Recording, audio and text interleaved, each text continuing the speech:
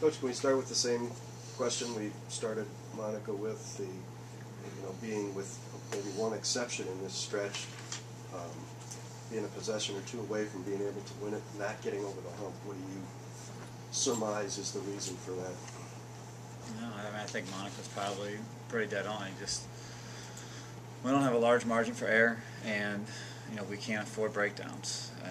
Obviously, things aren't going to go exactly right every possession, and sometimes kids make tough shots, but you can't do things that allow easy shots. And I think defensively, that's been a little bit too much of our problem. Is that defensively we're not good enough defensively to really rely on our defensive ability, and some of these breakdowns are really starting to cost us.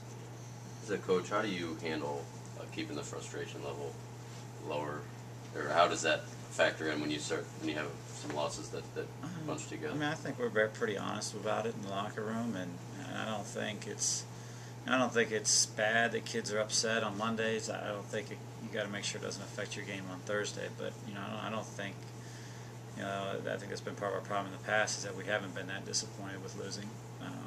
And to see some disappointment, I think, is a sign of progress, because we've raised some expectations amongst ourselves. And when you do that, you run the risk of being frustrated or disappointed when you set higher goals and raise your expectations. And I think that's part of the process. Are you frustrated? Extremely. Yeah. Can you expand on that feeling and how it kind of drives you? Well, I mean, the feeling pretty much sucks. I think it motivates you to work harder and make sure that, like I said, you can't let your frustration from Saturday, well, this week we don't play Thursday, but you can't let it affect you the following Saturday. And I think you got to make sure that you're getting something out of practice, and you maybe use it to motivate kids in practice to play a little harder, and understand that you could eliminate some of that frustration on the weekend by practicing harder on Mondays and Tuesdays, and just really try to motivate kids to get better. Coach, you've been a player, so you deal, when you're a player, I'm sure you deal with that frustration. You practice, you hit the gym hard.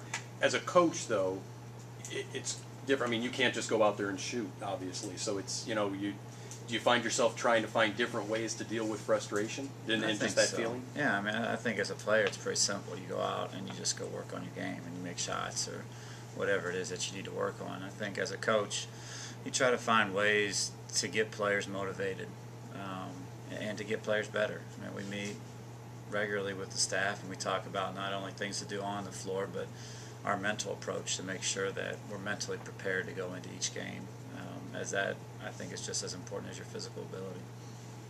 This, Coach, probably one of the biggest games of the year. I mean, I know it's the last one, and you win it, you get that home game. Where would you put this? Yeah, I mean, I think it's the most important game that we've played in a long, long time. We've had a lot of opportunities to move up in the standings, but we've always had a quote-unquote backup plan. We've had a lot of games that would have been nice to win. We could have maybe gotten the 5th or 6th, but we've always had another week to try to do that as well. Now we're out of weeks, we're out of games. It comes down to our ability to perform on Saturday afternoon. Can you take into this game kind of almost a tournament attitude? Because in a sense it is like a one and done. You'll have another game, but you've got something to play for, which is still the chance to play at home. So is it kind of a tournament mentality that you'll try and enforce this week? Yeah, I think when you are in the midst of a losing streak like we're in, you don't often have something to play for, and uniquely enough, we do have something pretty exciting to play for. And I think that adds a little bit to the week, and I think that probably adds, hopefully, a level of concentration from the players, and a real sense of they're not doing this in vain. And, it doesn't matter. There actually is a prize for winning on Saturday. Coach, you handle them pretty well. Here at Beagley's, how is this team different, and have they grown since that game? Well, I mean, I think Cleveland State's changed immensely since then. They were able to play a kid that wasn't very skilled from the perimeter, and we were able to take advantage of that, and really were able to put somebody in the key to help with our help side defense and things of that sort, and they don't play her anymore. So there'll be a tougher guard. They'll try to stretch us out. They're a little bit more athletic than they were then. So it's weird. It's 2 months, almost 3 months since we played them. and they're a very, very different team from now. So they would have changed anyway had they kept the same personnel given the amount of time. I don't think it's as big a deal as it might seem with this. It's just the way they're playing. They're not as post-oriented as they once were, and we got plenty of time to get ready for them this week. Yeah, I had it in my. Oh, and yet Cleveland State has really struggled almost as much as you have in winning, even having made those changes. So, other than their style, are they really a better basketball team than they were? I mean, they're faster. They're more athletic. I think they do quite a few things better, at least as far as we're concerned, and the things that we look at when we're trying to figure out how we're going to score and how we're going to stop them. I think they've become more diversified offensively, and I think the more people you have to guard, the more difficult defense becomes. And I think they've done that by the changes that they've made.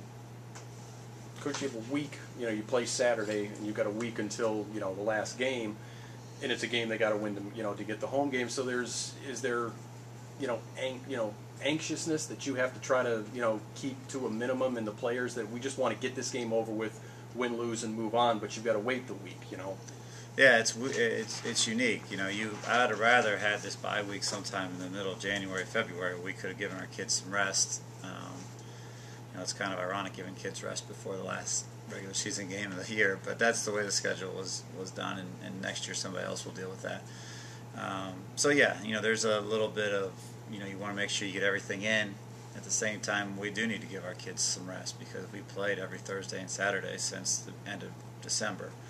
And we practiced almost every Monday, Tuesday, Wednesday since then. So we've been very busy since the end of December. And then they do need a little bit of rest. So trying to find the right amount of rest and work and things of that sort will be, the job of me and my staff, and try to make sure that we're ready, prepared to play on Saturday. Which can play to your advantage, going into the tournament. You've got, folks a little bit more healthy than Yeah, it works out. Yeah, we wouldn't play. Somebody's going to play Thursday, Saturday, Monday. We won't, because we don't play Thursday. We will play Saturday and Monday, and then hopefully again on Wednesday. So we'll see how that works out for us. Good. Great. Thank you. All right.